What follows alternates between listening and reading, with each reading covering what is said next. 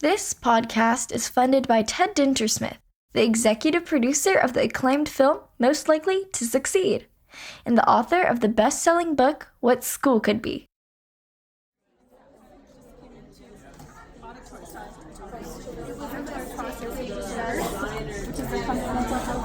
So many kids who think I can't do math. It's not that they can't do math. They can't do math the way it was given to them because it was defined in a very limited way. And when they're given a chance to talk and to ask questions and to be curious and to test and experiment and to fail and to learn and to find different pathways to get to the solution, then that opens up their thinking about, I can do this. And they begin to not learn math, but they begin to think like mathematicians think.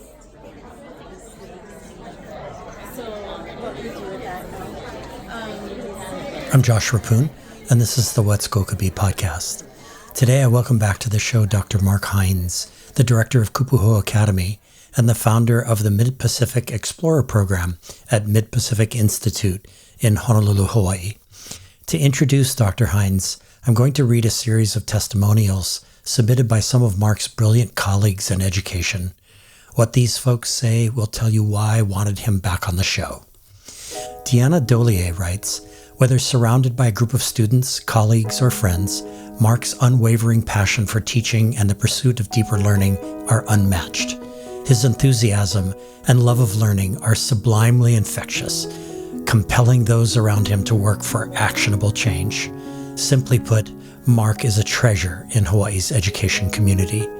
Sophie Halliday writes, Mark is a one-of-a-kind guy. He's brilliant, deep and incisive in his thinking, an expert practitioner of deeper learning principles, and fierce proponent of student-centered learning. But what I love about him most is his kindness and generosity. He listens actively and thoughtfully and responds always with gentleness and kindness, and he freely and generously offers care and support to friends and strangers alike. He's the first to recognize and celebrate a colleague's accomplishments, yet is humble and quiet about his myriad achievements and accolades. It's a pleasure and privilege to call Mark my friend and colleague. Dr. Phil Bossert notes, Dr. Mark Hines is the epitome of the project-based learning enabler, creating for each student the learning environment and educational challenges that will optimize the knowledge, skills, and passion of that student's educational experience. This is true whether the student is a K-12 student, a teacher, an administrator, or a parent. He can detect the potential for learning in a person and convert that potential to understanding. And finally, Lee Fitzgerald writes, even at his mature vintage, Mark epitomizes our vision of an engaged learner. He devours books, podcasts, articles, and opportunities to engage with colleagues and students. He then immediately and with childlike excitement applies his new knowledge to his work to the ultimate benefit of the students, teachers, administrators, and friends that he interacts with daily. To me, Mark is forever young, and he approaches each day with an inquiry mindset, open heart, and genuine curiosity about the people and world surrounding him. To quote my mentor, fictitious Dylan High, Panthers coach Eric Taylor, quote, clear eyes, full heart, can't lose. This is Mark. And now, here's my conversation with Dr. Mark Hines.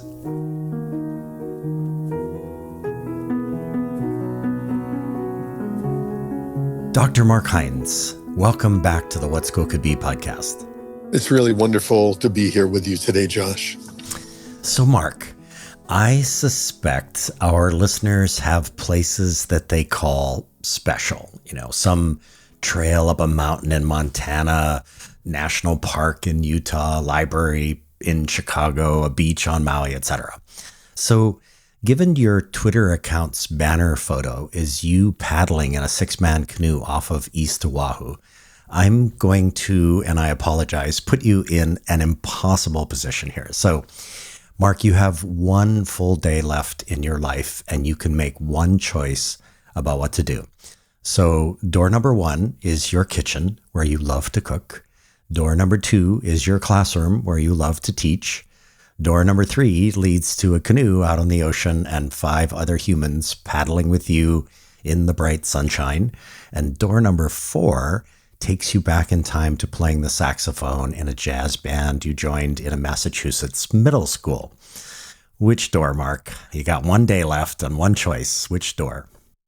Isn't that the challenge of life, is really trying to define yourself through the things we choose to do. How we spend our time is where our values reside, right? Absolutely. But I think if I were to think about in my last day, what has the most meaning for me, I've spent 40 years in the classroom.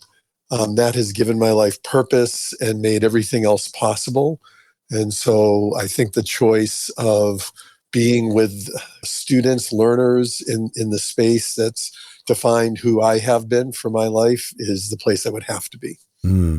So Mark, when you get up in the morning and you have your coffee and you get in your car and you head towards school, I wonder if you can describe the feeling that you have as you think about what you just said about being with students during the day and even being with adult learners as well, who are part of the process of helping students become learners themselves. What does that feel like to you?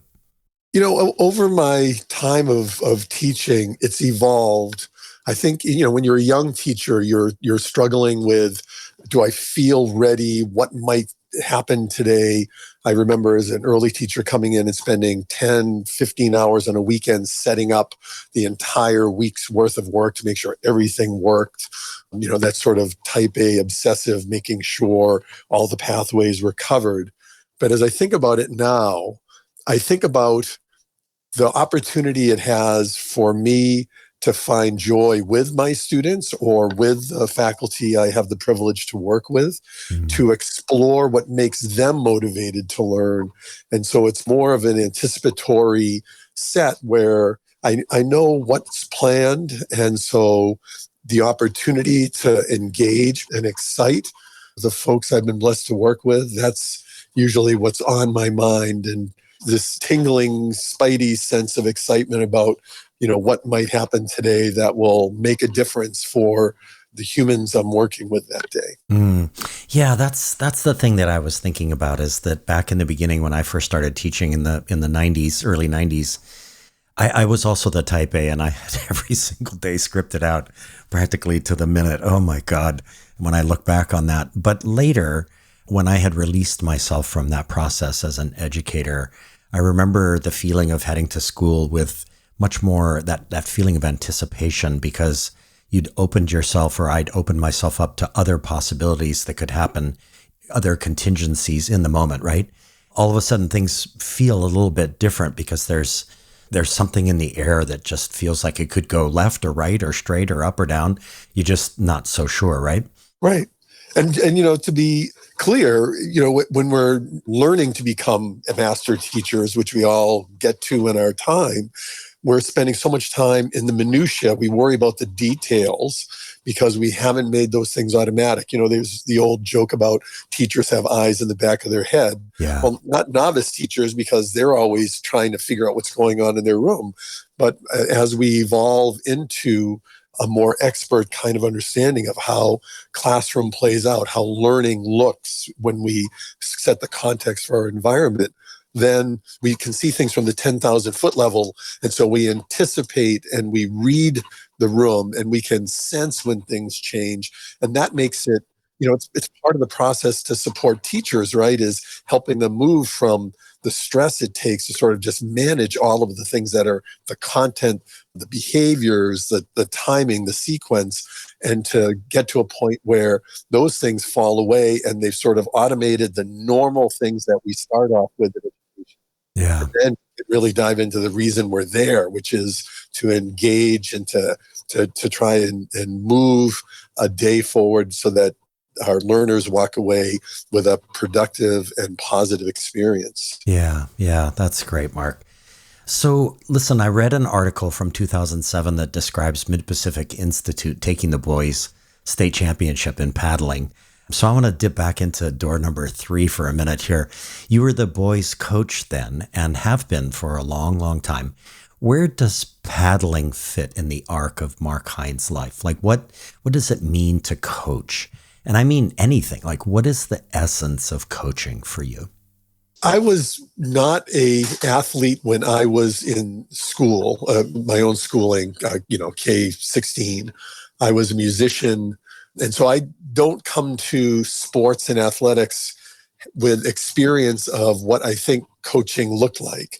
And so back in 1987, when I started coaching high school students and younger, I brought to it my own experience of what it meant to be a learner. I thought about it from a teacher's perspective, not from, not winning and losing, but about learning and growing. And something changed in me in doing this that was really powerful, because in coaching, it's not you against your athletes. It's preparing as a group for a performance. And you mentioned I was a musician in my high school years, and it was the same experience. It was, it wasn't my band director that I was competing against. I was trying to work collectively with a group to produce a performance that reflected my best effort.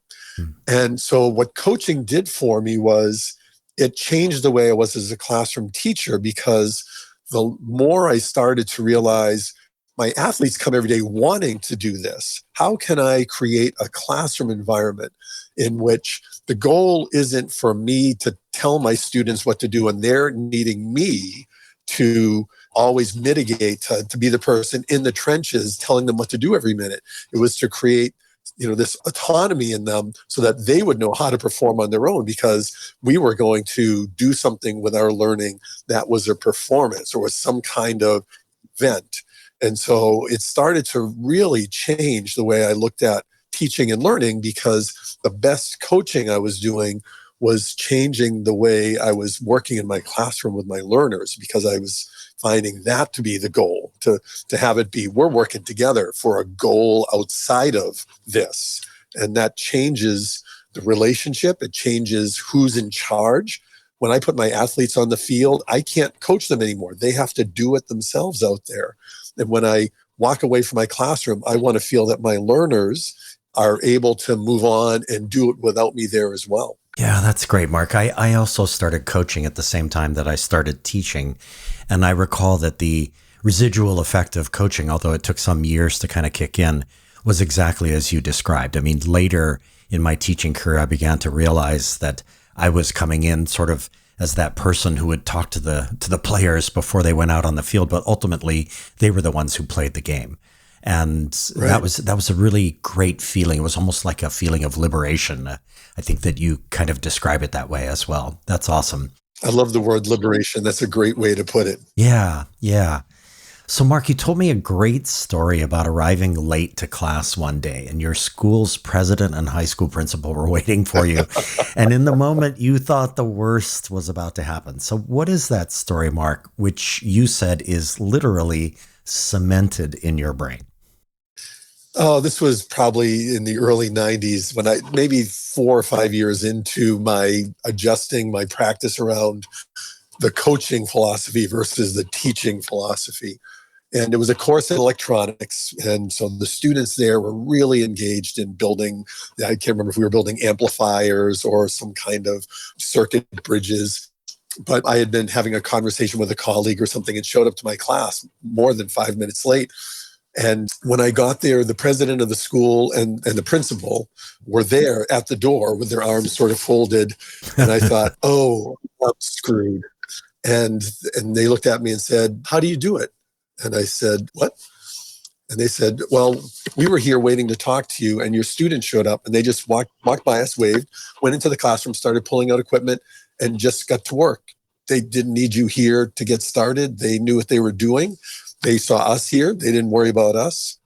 And my blood pressure went from about 300 over 200 and started to come back down, because the students knew when they came to class what the goal was.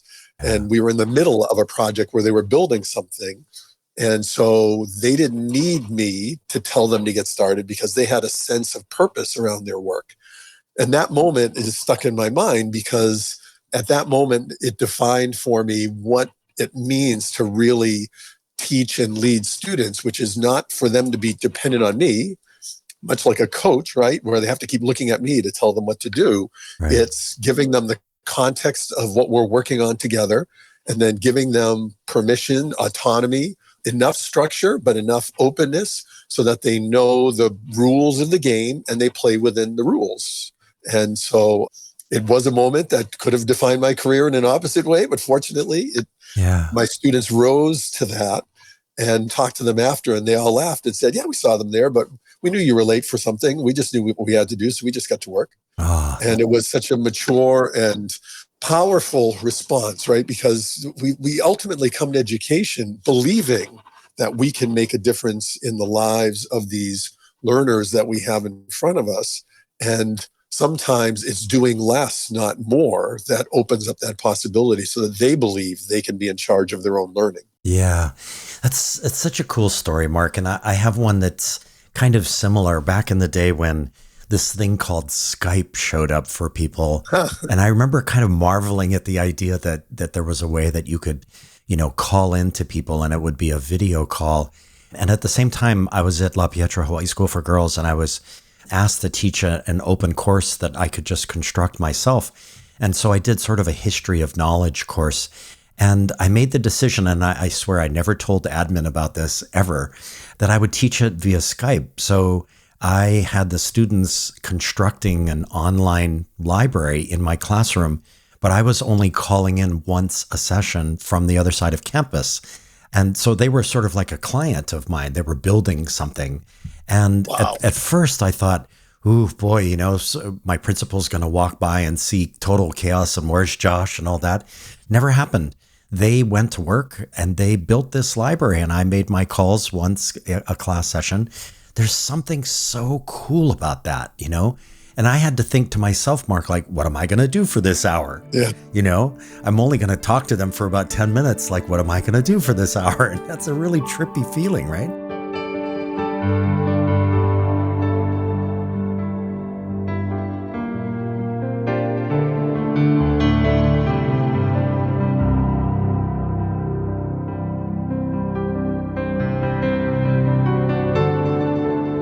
It's interesting. You point out something there that's also, I think, near and dear to my heart these days as I work with teachers around the state, around the world, is we've built schools that imply that learning and teaching looks one way. A curriculum is one kind of way.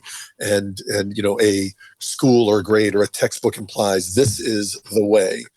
And what you are giving light to there is most teachers instinctively have a good sense of, for their students at the point where they are in their career, where the students are, because they know them best in the community they're in, class, school, local community, the world community, that there are many ways to get to the outcome.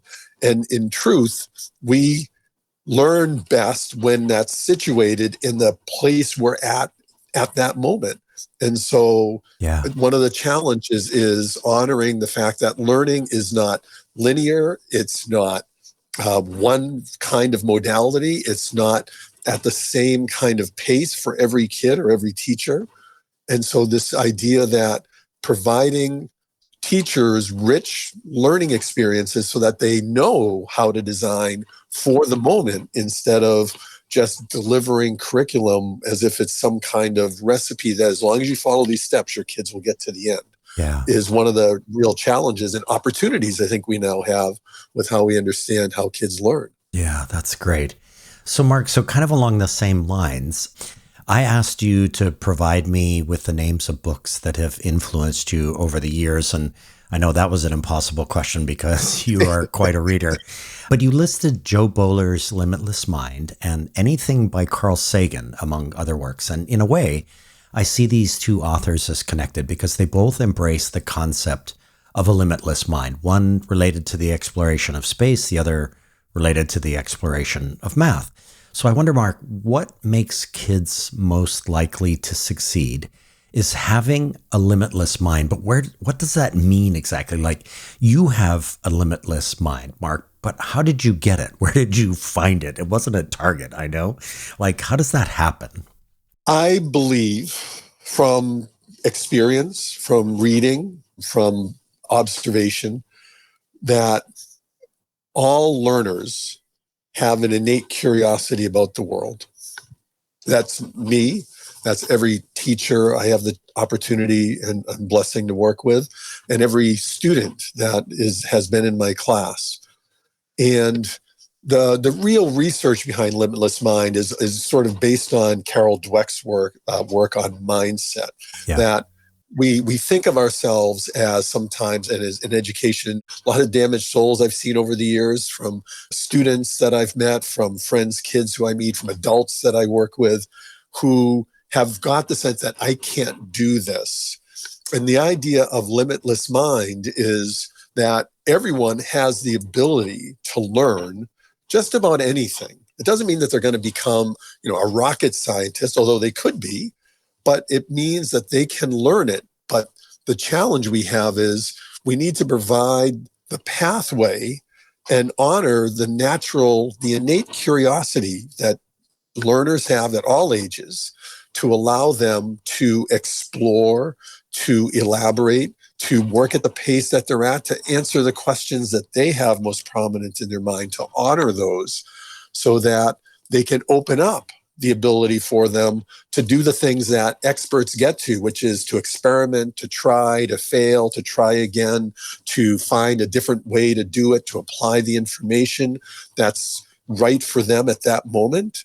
And so the idea of limitless mind is this recognition that the human mind has potential through our whole lives to keep learning, but only when we provide it the opportunities to expand and not limit by saying there's only one way to do this. There's only one time to do this. There's only one process by which you will be judged if you can learn this or not. And so when we do those things, we restrict what already is part of the innate nature of what we've learned in cognitive psychology, that learning is complex and it involves experience and interaction.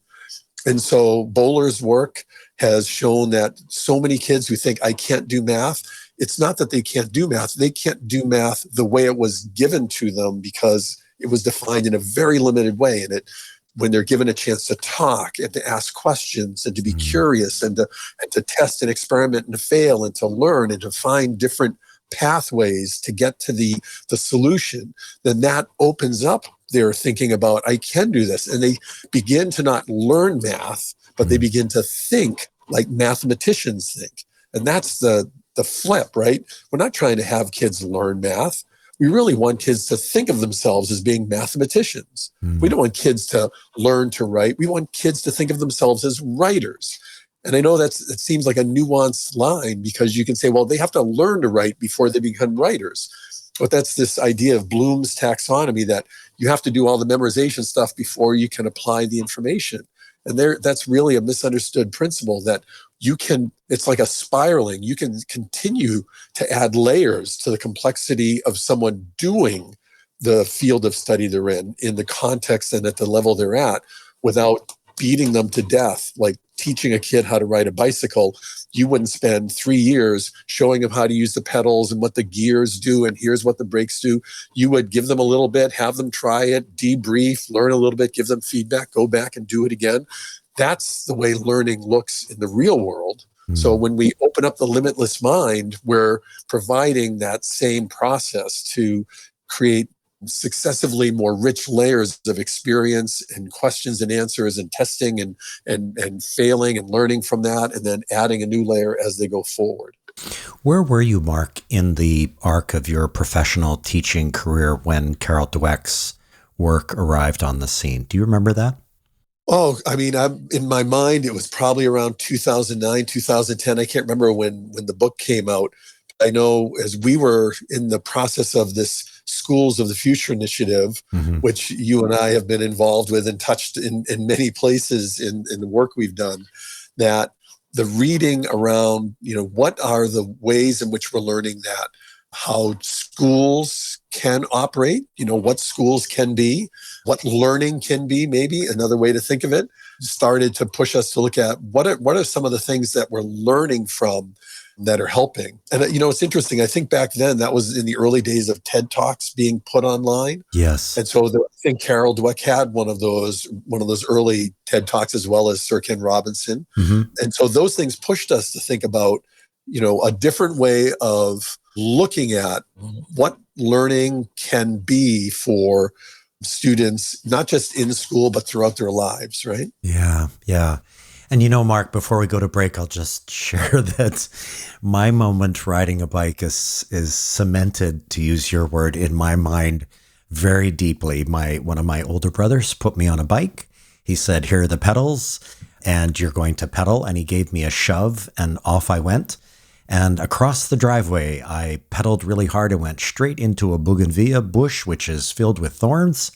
And that was my first experience riding a bike, I bet you can remember every smell, sight, Absolutely. sensation of what that was like. That's the way we learn, right? Through experience. Absolutely. And I just knew that as I was going to be riding a bike going forward, it was best not to go into the bougainvillea bush. So you have to figure out how to do that, Yeah. Yeah. Those are good memories. So, hey, everybody, stay with us. We will be right back with more questions for Dr. Mark Hines.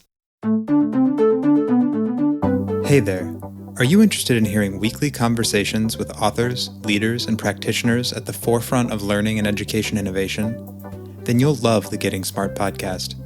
This podcast amplifies the incredible work being done by some of the most innovative minds in education. Learn new leadership styles, new technologies, new frameworks and mindsets, and get the fuel you need to stay motivated and curious. Together, we can empower all learners to thrive. It's available at gettingsmart.com or wherever you listen to podcasts.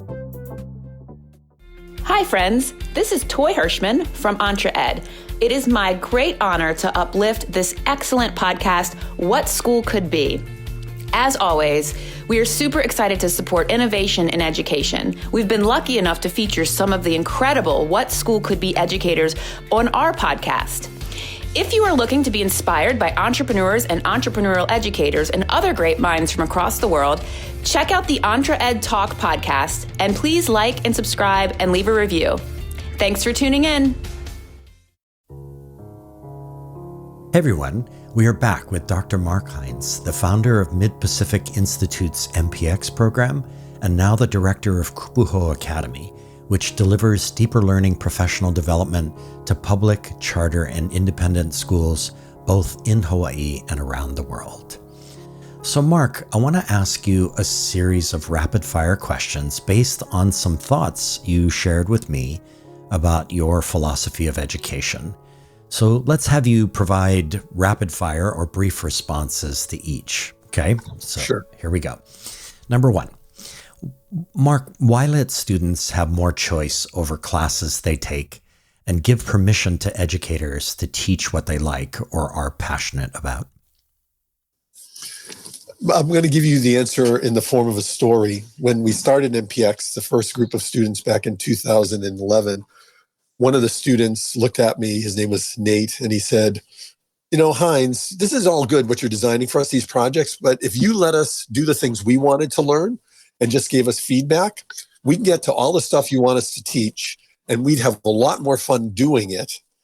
And here I had designed this intentional project. We were building catapults. We were going to launch things and measure and look at the mathematics and the engineering and the physics of motion. And this student at 14 years old captured the essence around that question about choice, because he recognized, and granted, he was at a level of understanding of his own learning that he was empowered enough. He now has his PhD in physics and has moved on in his life in a powerful way. And he's taken the things that he loves. But in that statement from him, if you just let us learn the way and the things we wanted, we'd get there faster than you.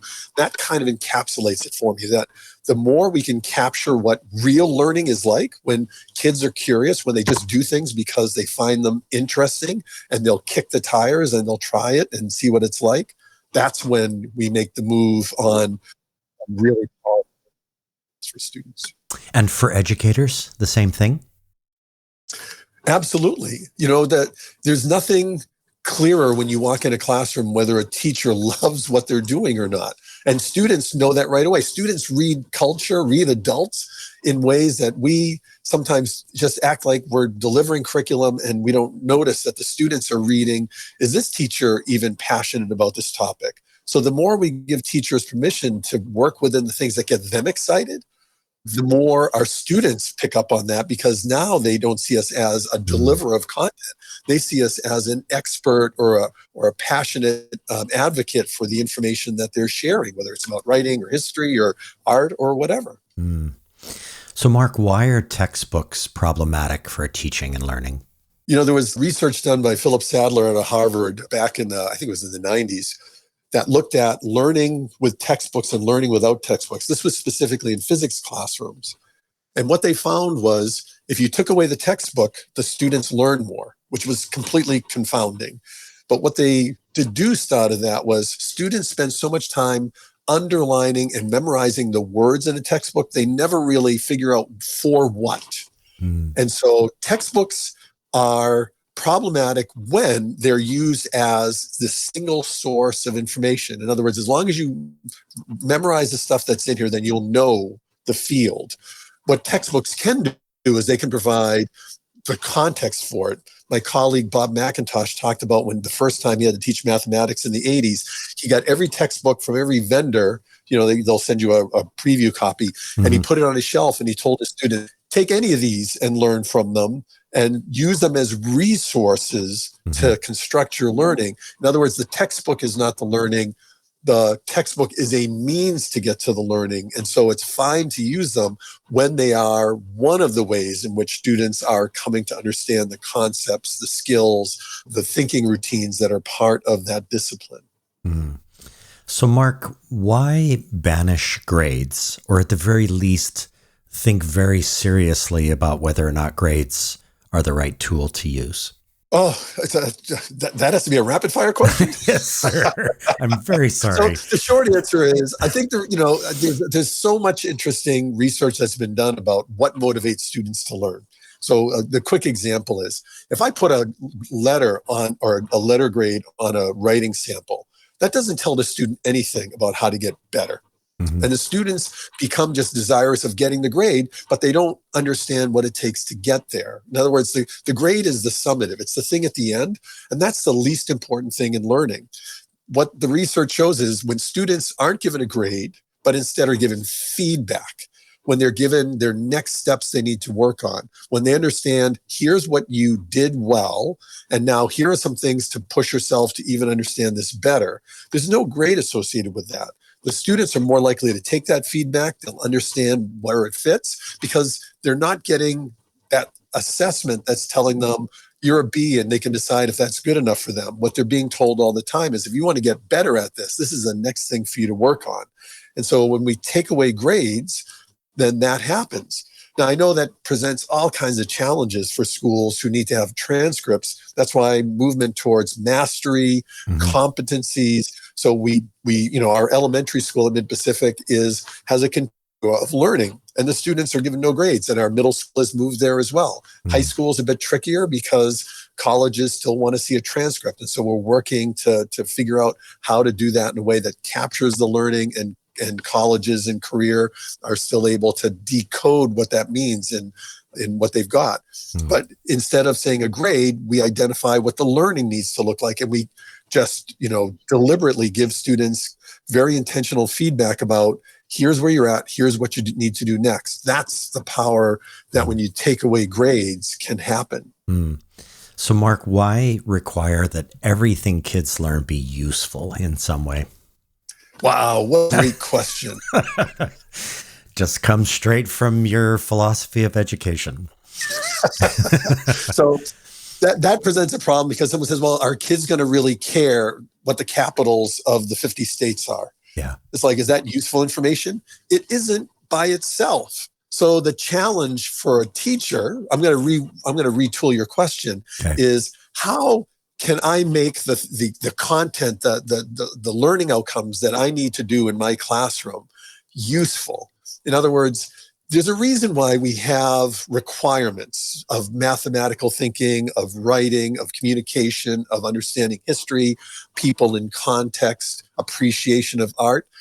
All those things we know enrich lives when students leave us. So the job of education isn't to say, well, let's just let kids learn whatever they want to learn. I mean, I think you could argue if we were to set the context right, they would learn everything they need to learn because they're curious by nature. But since we're not in that world quite yet, then the in-between step is to create purpose for the learning that needs to happen. And that's where strategies like place-based learning and inquiry and project-based learning, that big umbrella of deeper learning, when we give students a reason, a purpose for learning, then they'll learn it. So I think useful to me means that we give purpose for the learning, and then it becomes useful for the students to grapple with it, to try and understand it, and to apply that information. So, Mark, why should we entertain or at least think very deeply about the concept of the one-room schoolhouse where learners of all ages learn together? It's a great question. And I just read this wonderful blog post from Edna Hussey, who's our elementary principal, and she was a guest on your show. And she was talking about our engineering week work that happened just last week, and how there were high school students and middle school students and elementary students all in a room together, learning and sharing what they know and building on each other's ideas. So that was a classic example of where we're a large school. We're over 1,400 students, and yet our school became much more like a one-room schoolhouse in that way. There's a lot going on there that makes a one-room schoolhouse powerful. The fact that we in schools have this idea that when you're 14 years old, you should know all this information is crazy, because we know not everyone learns at the same rate, and some kids have different dispositions. And so when we're in a one-room schoolhouse, we're constantly spiraling, remediating, personalizing, differentiating. We're giving air to the fact that everyone's learning where they're at right now, and we're not just saying all the 14-year-olds in one room together and all just doing one kind of learning for 45 minutes and then move on to something else. But there's something even more powerful about the one-room schoolhouse, because it implies that we're learning together. In other words, kids move through schools and they leave behind both the adults and the sense of what it was like to be 5 or 10 or 14 years old. And in a one-room schoolhouse, we create a community of the spectrum of learners, the developmental stages they're in, and we build an appreciation of what learning looks like across the grade levels. So that one-room schoolhouse has value because it shows what the community that's learning is doing all the time, and there's power in that. This is great, Mark. 2 more of these rapid fire questions. Sure. Why include families in the daily life and activities of school? Oh, God, what a wonderful question. When I was a young teacher, I remember a teacher pulling me aside and saying, listen, the goal is keep the families out of your life. Like, just whatever you do, try to not connect to them, because they're just going to get in the way of you trying to do what you need to do in your classroom. Some of the, we all can probably remember some terrible advice we got as young teachers. And it took me probably 10 years to undo the scars of that. Some of that came from the coaching, because the parents were more integrally involved because they showed up at the games, right? They were there and you could talk to them after, and we could talk about their child and how they were doing. So if you think about it, our families are where our kids spend most of their time. They know their kid best. And when we work with families, we recognize that learning isn't something that happens in a building, in a place away from the home from 8 to 3, and then that's completely disconnected from that, and then they leave. That we're recognizing that learning is not just happening in school, but it's happening at home. It's happening when the kids are in their activities, whether it's clubs or religious activities or sports or whatever they're doing. And so when we bring families into schools and invite them to be part of the conversation, of understanding the ways that we're doing things in and out of school, that we are giving a more full experience both to the learners and their families, so that everything is more tied to context. And the families are just a small part of the larger community they're in, right? Because the students are working, or they're in clubs, or they're going out with their friends on a weekend and going surfing. And in all those places, you want to have a recognition that learning doesn't end when the bell rings or when that school day ends at 3:00, because that's not the way the brain works. It's always actively processing. So families know their kids best in that way. Yeah, Mark, and I've had multiple conversations, interviews that turned into episodes with educators who work in blended learning programs, and some of that conversation has been around parents as learning coaches, which has been fantastic. Yeah, Shiloh, who was on a couple of weeks ago with you, talked at length about that whole goal of how do you bring the families into the work and make them coaches along with their, with the teachers, right? Right. And Florence Scott on Kauai and Heather Bailosis on Maui, all the same thing. So, yeah. So, Mark, one more. This one, absolutely, it's not a rapid fire, but I just got to go for it, okay? It comes right out of your philosophy of education. Should I be worried about what we're about to hear?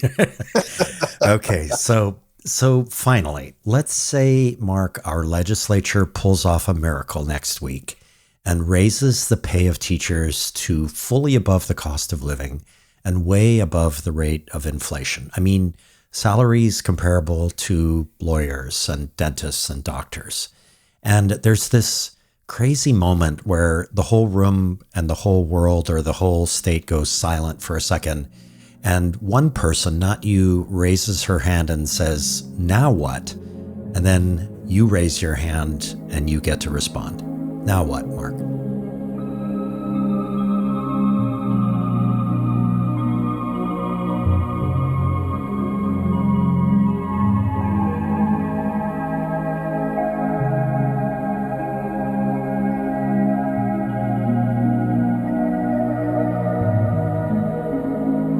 Teachers do amazing work. There's a psychologist who works with schools, Rob Evans, you might be familiar with him. Mm-hmm. And I remember teachers and priests are people who think that they can heal the sick and raise the dead. There's sort of this, teachers don't go into their profession as a job. They go into it to try and save the world, right? We're doing this because we have a passion for making a difference. And so pay isn't the only answer to improve the profession. However, from a standpoint of taking care of the finances of just living in the world, the fact that teachers in the level of education that they have and the time commitment it takes to do the job, that without recognizing that the pay needs to be something that at least makes it possible so teachers don't have to work a second job. Josh, I delivered pizza for 5 years when I was a young teacher. I worked in a fast food restaurant at nights because that was the only way when I was a young teacher to make ends meet.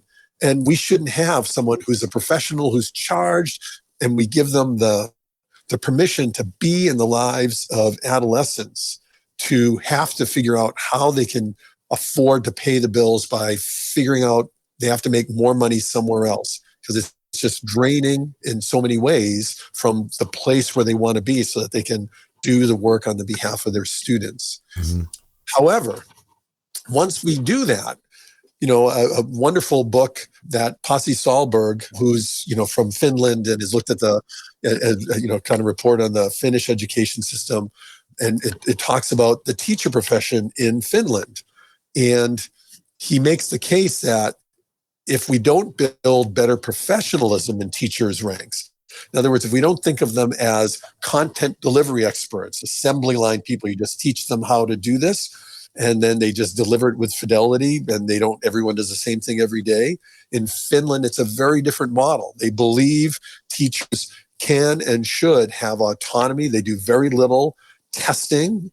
They do mostly work with building community and having teachers mentor each other and build an understanding of what good classroom teaching and learning look like in conversation. And then every school takes that as their mission to be excellent in their own way.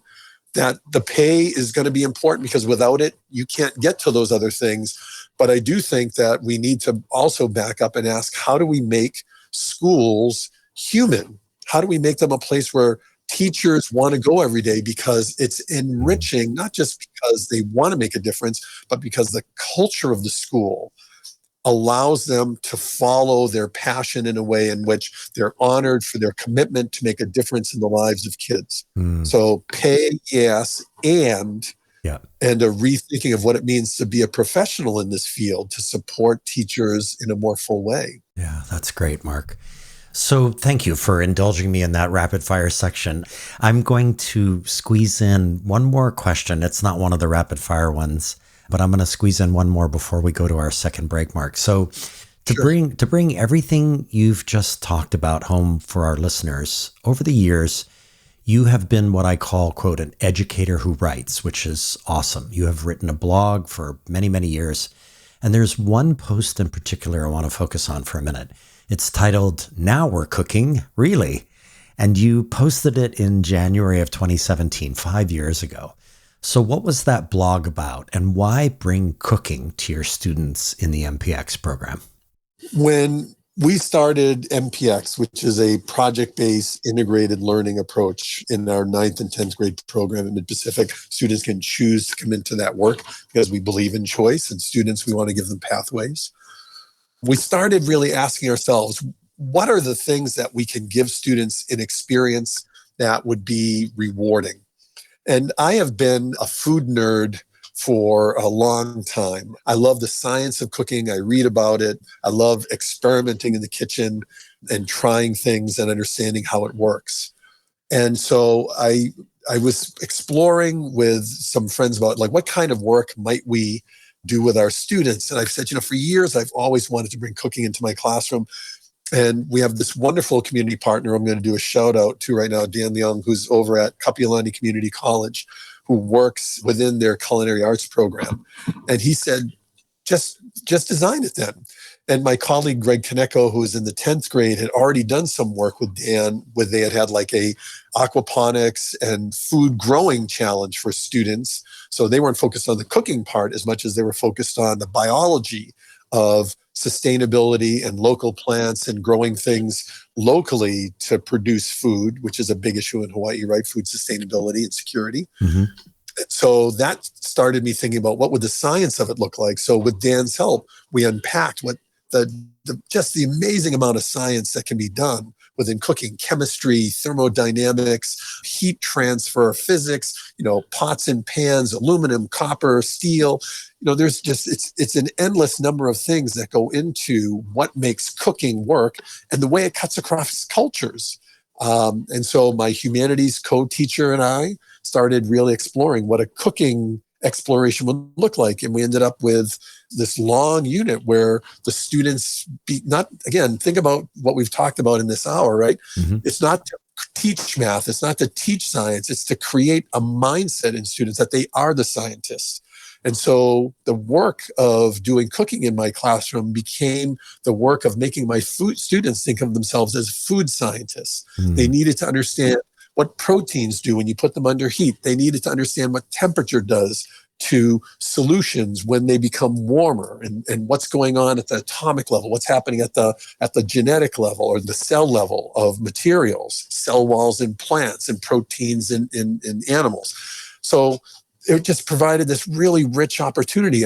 You could spend obviously there's careers in food science. And so you don't have to do it in just a 6-week unit of exploration, but it opens the door to some really fascinating investigations of food, culture, science, identity, giving students ownership.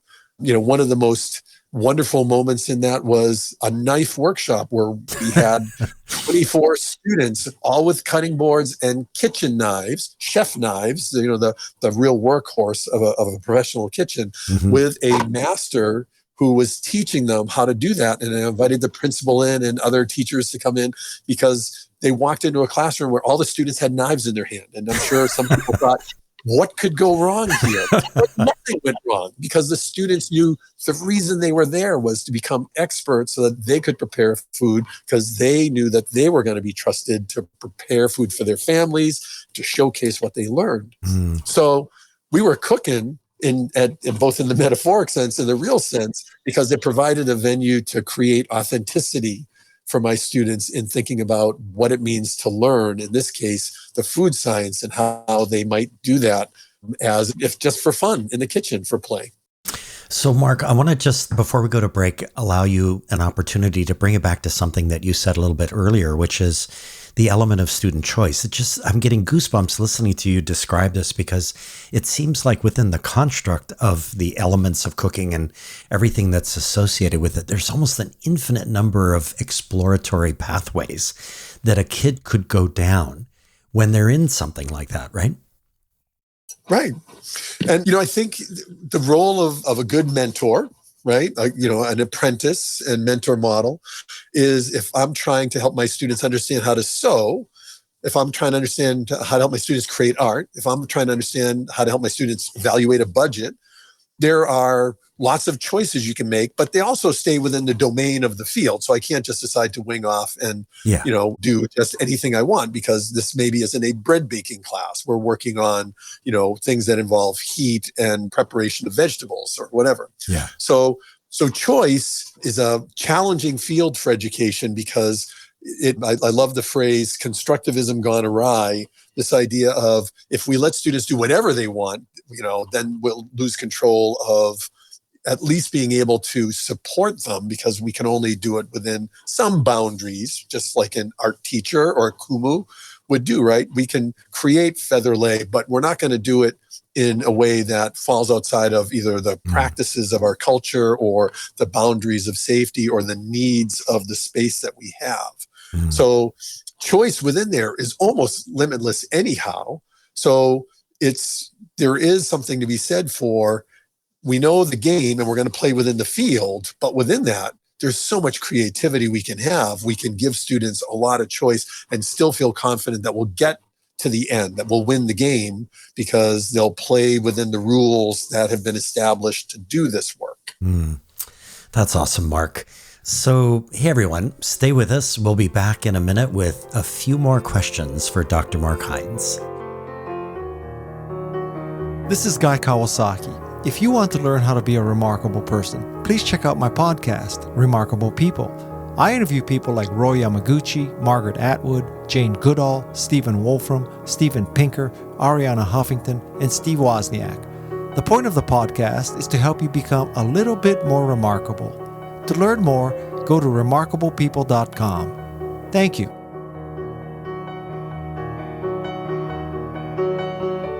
Aloha, my name is Aaron Shorn, a previous guest on this very podcast. I am also now head of growth and community at Hawaii's own Unruler. Unruler is a collaborative mobile and web platform that accelerates innovation, grows culture and community, and celebrates learning. Learners post multimedia, tag their learning, and through comments are able to work together asynchronously. Each post is a moment of learning that forms the foundation of a joyous learning journey. We can be found at unrulr.com. Mahalo.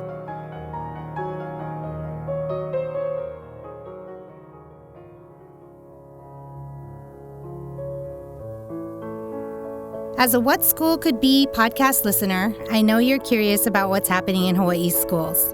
This is Christy Oda, and together with National Board Certified Teachers, we launched Educator's Edge, a new podcast that gathers innovative educators with diverse perspectives to collaborate around a topic of their choice. There's something so special about hearing teachers talk story about the work they do to transform education for Hawaii's young learners. I invite you to listen on Apple, Spotify, Google, or Anchor, or go to bit.ly/educatorsedge to subscribe. Aloha and mahalo.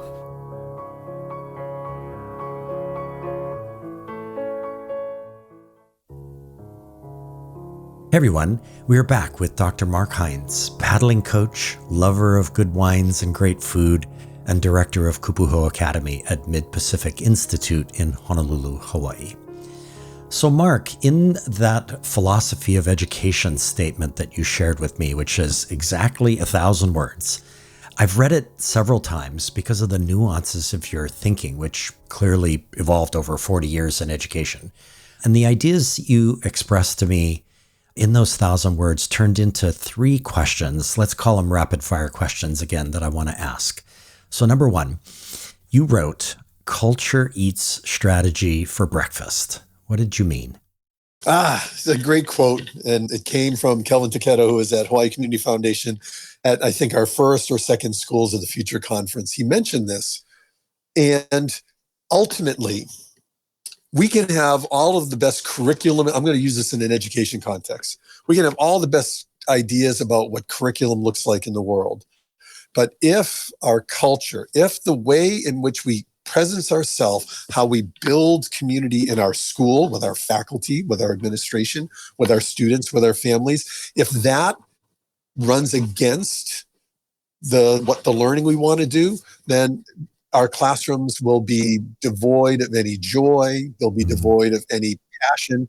And the context that we're going to learn in is going to be stressful and meaningless.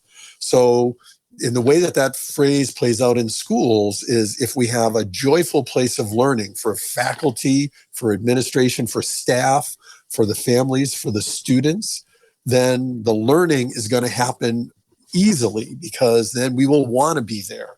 And there's nothing more powerful to support learning than wanting to show up and do it, right? That's the coaching experience. My paddlers came to me because they wanted to paddle. And if students come into my classroom and they want to learn because it's joyful, then the strategy will take care of itself because the culture is right.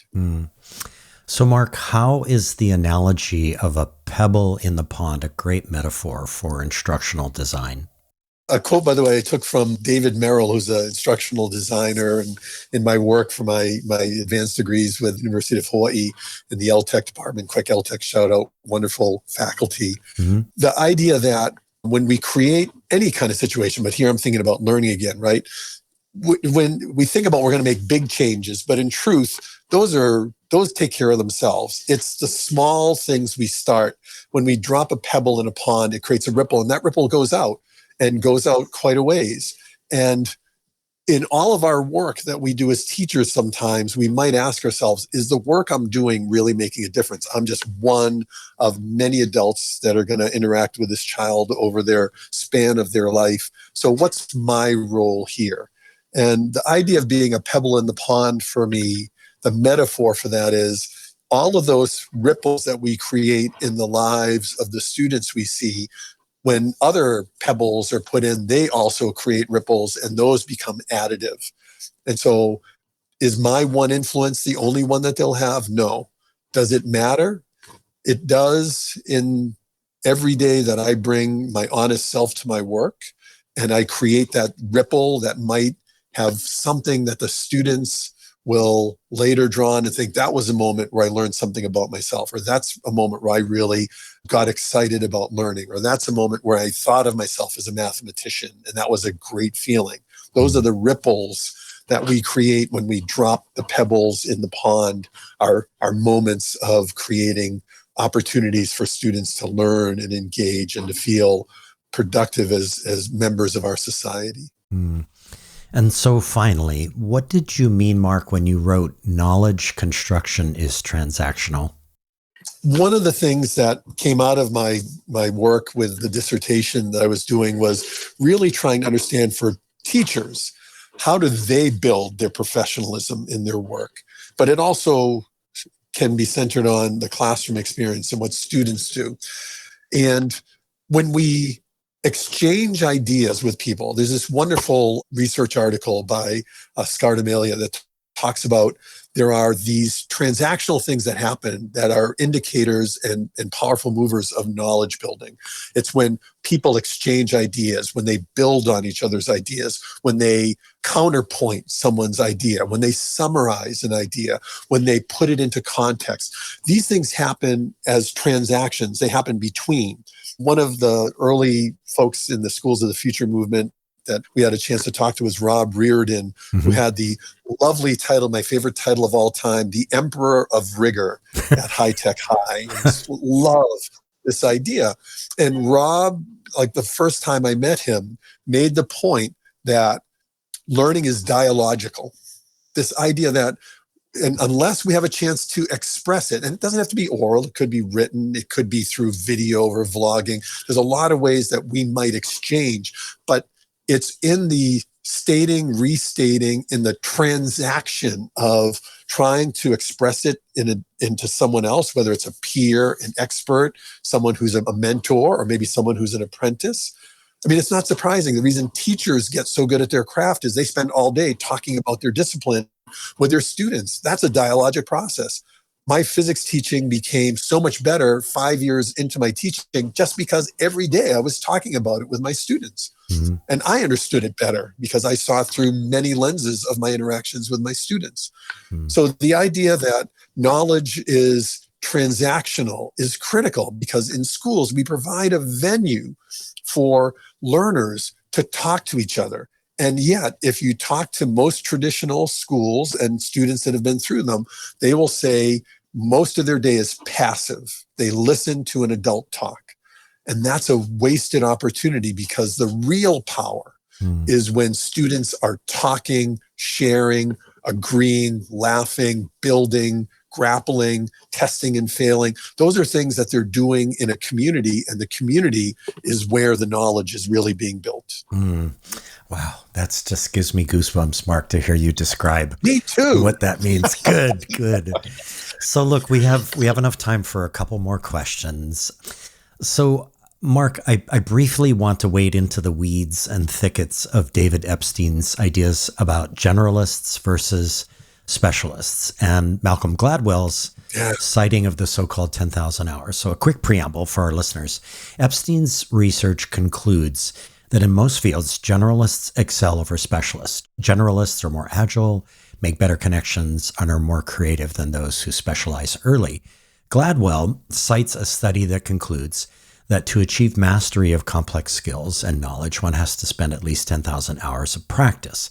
And I know that study has been challenged, and there's some interesting nuances to that. But anyway, so Mark, drawing from your 37 years plus as an educator, the majority of those years at one school, which is really remarkable. It's sort of like being, Yastrzemski playing 23 years for the Boston Red Sox, right? Nice shout out for the Red Sox there, my friend. Well done. Thank you.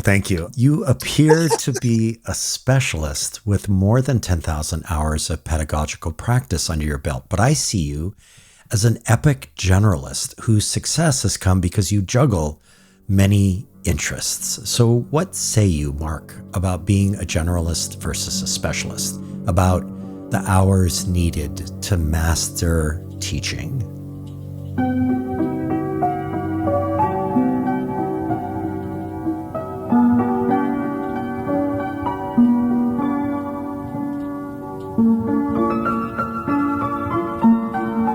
What a great question. So, first of all, I think I was a very slow learner. And by that, I mean, it took me, I think, maybe 8 or 9 years of teaching before I really started to feel comfortable in my own skin in a classroom. That sort of automated, like I could read it, I could feel it. It switched from being about me talking to me listening to, instead of creating context for stress for my students, that there were laughter and joy and relationship building. And I'm always impressed when I meet, and I've met so many wonderful young teachers that have just come into our profession in the last 5 years. And I look at them and I think, God, at 3 years of teaching, you are so much better at reading and understanding your students and designing learning for them than I was for almost 10 years of my professional journey. Mm-hmm. And so this 10,000 hour thing, it was interesting. I was doing some reading recently about that. And I can't remember his name, Goldstein or something like that did the original research that Gladwell based this on. Mm-hmm. He's even said the 10,000 hours is just a rough mark. What we recognize is if you want to get good at something, you have to keep working at it. And it doesn't end at 10,000 hours. The levels of moving from novice to expert are never ending. It's an unending staircase. There is no point in your teaching career where you did it, you're done. You don't have anything more to learn. As there is in any art, right? Any art form or any craft, you get better progressively over time.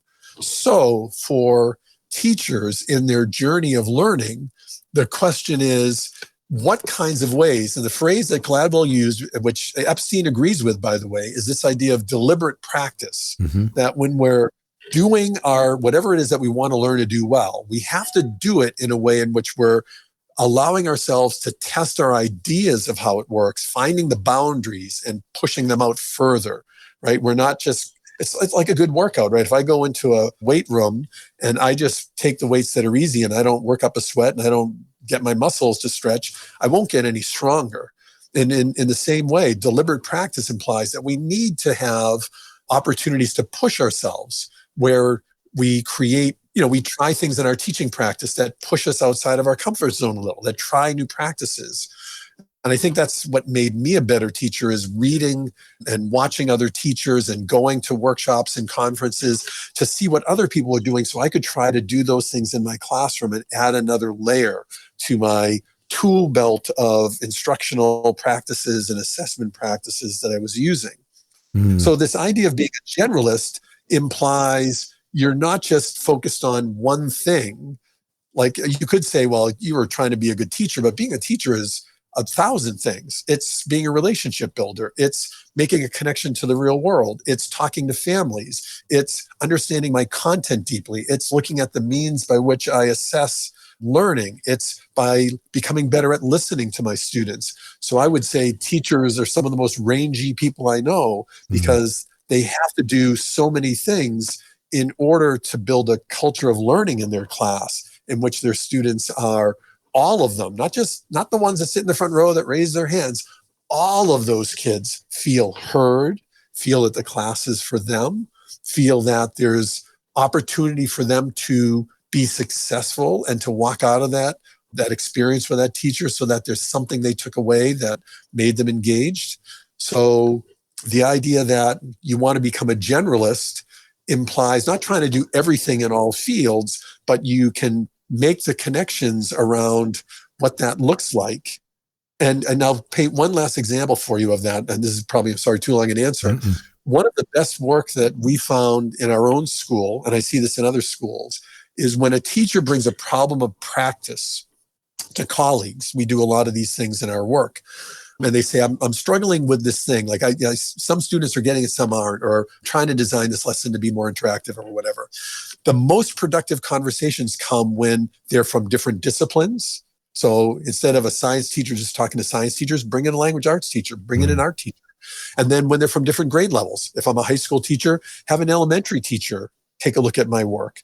That's a very rangy way to go about it, right? Because I'm broadening my generalist field, because different disciplines, different teachers with different experiences will open up a range of possibilities for me to explore in my professional work. And so that, I think, in education is the way range can play out, is that one room schoolhouse, right? That we can all see each other's work and collectively work towards one common goal, which is making better citizens and young people who are going to engage the world in productive and powerful ways, be happy and joyful in their lives.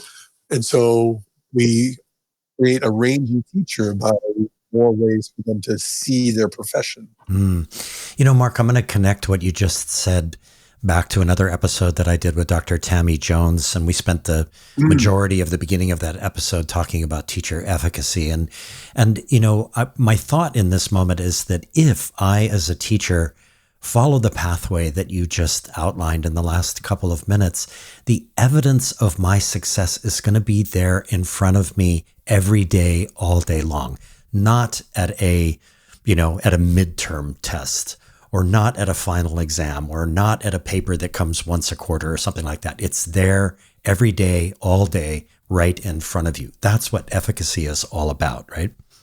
Yeah. And I think, let's go back to the coaching metaphor, right? Yeah. How do I create efficacious paddlers? I do that by giving them experience, by giving them feedback, by having them understand how and what things they did that were successful, by having them reflect. So like when I'm a coach, at the end of a practice and at the end of a race, will take time and say, reflect on what just happened. What did you learn about yourself today that will make you better tomorrow? Yeah. So efficacious people take time to look at their experiences and to reflect on them, to talk to someone about them, to use them as additives. And also, like, this didn't work, so I won't do that route again, or that should work, I'll have to try it a different way. So that idea of having an environment where we encourage people to experiment, right? You think about classroom and for that matter, teacher evaluation. Teachers are gauged by doing things right. And if we focus so much about that, that teachers won't try new things because they feel they'll get reprimanded or they'll get in trouble for trying something. If the culture of the school is don't make any mistakes or you're going to get fired. I mean, I'm not saying we're going outside. Again, we're playing within the field of the game, right? So we don't do things that are, that either impose safety issues or anything like that. But within the bounds of pedagogy and assessment, we should encourage schools that allow teachers to experiment crazy all the time, because in that there's opportunities to become more efficacious because you are able to look at what works, and knowing what works builds out what you can do in every contextual moment, because learners change every day. Every kid in your class is different. So you need to have this feeling that I have the tools in my belt. That's what efficacious people do, right? Sorry, that's 3 times I said that word. But that's what people who have self-actualized realize is I have enough experience. I've tried enough things that for this kid, I have a better sense of what's going to work for them. Yeah. Because every kid in my class has a need that if I'm really a good craftsperson in my field, I can probably pull out something that will work for them. And if not, then I sit down with them and say, this isn't working. Where do we go with you? Yeah. And we start with that then. So Mark, we have time for just one more question. I want to kind of bring it full circle back to you. You told me a story about as a young college graduate 4 decades ago, sitting at a kitchen table having a coffee with your best friend's father, who raised the idea of you becoming a teacher. At the time, you dismissed the thought, but then the story takes a wonderful turn. So what was that turn? And what is your shout out to Dick Smith for his part in the story? I'm so glad that you mentioned this. Life is not linear. It's a lesson for all of us. It's constantly shaped by our experiences and the opportunities that we either take advantage of or we don't, the doors that open and we walk through. And after I finished my undergraduate degree in physics, I was thinking I wanted to do research in semiconductors. And then the proposition of, have you thought about teaching? And I said, no. And I don't have any interest in it. And he said, well, at least try to make some, because it's the summer and you're still looking for a job and you can make some money this fall. So his brother was a superintendent, so I became a substitute teacher. And within a week of working with high school students, I remember I was in for 3 days to cover for a chemistry teacher, and we were doing bonding and doing the shells, PS shells of atomic structure. And the students looked at me and they're like, hey, wait a minute, you're like a sub teacher, but you know this stuff. And I was like, yeah. And they're like, tell us more. And they leaned in and I thought, oh my gosh, I love this. There's like my passion around science was all of a sudden trumped by my love of knowing I could make a difference in these kids' lives by giving them a reason and a way that they thought of themselves as wanting to learn. And it happened rather quickly. And one last story with that, and I know we're out of time, but I remember talking to my mother shortly after that, and I said, I think I'm meant to be a teacher, but there's no jobs for teachers. This was kind of like a downturn in the economy like now. This was 1982. And she said, son, if you're good at what you do and you love it, there'll always be someone that wants you to work with them. And my goodness, was she ever right about that? I think for all of us, when we believe in ourselves and what we're doing, and we're connected to our work in a way that's purposeful and meaningful, and we love what we do, then we will find a way, or maybe the gods above will find a way to help us to that place where we are doing the thing that we're meant to do because it aligns with our beliefs and values. That's awesome, Mark. So, Dr. Mark Hines, please stay safe and in good health. Please keep coaching our public, independent, and charter school educators towards deeper learning. And thank you for taking the time to talk to me today. In the best way, this has been a joyful experience, and that's truly what makes it a great day today. Thank you.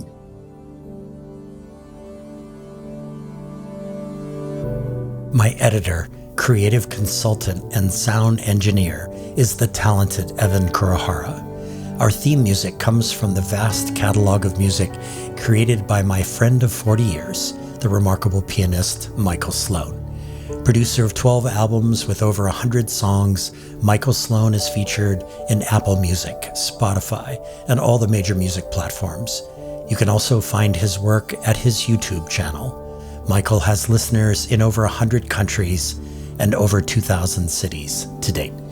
Support these episodes with remarkable, innovative, and imaginative educators and education leaders by giving us your own rating and writing us a review at your favorite podcast store. This series is sponsored by education change agent Ted Dintersmith, executive producer of the acclaimed documentary film Most Likely to Succeed, and author of the best-selling book What School Could Be. Please join the What School Could Be global online community by going to community.whatschoolcouldbe.org or by downloading the What School Could Be app from your favorite app store. The What School Could Be podcast is brought to you by Josh Rappoon Productions. Send your feedback to josh@whatschoolcouldbe.org. Follow us on Twitter at WSCB Podcast or at Josh Rappoon. Friends, even as COVID infection numbers decline, stay safe and please get vaccinated. Most of all, bring kindness and compassion into the world. We need a surplus of both right now. Until the next episode, ahui ho and take care.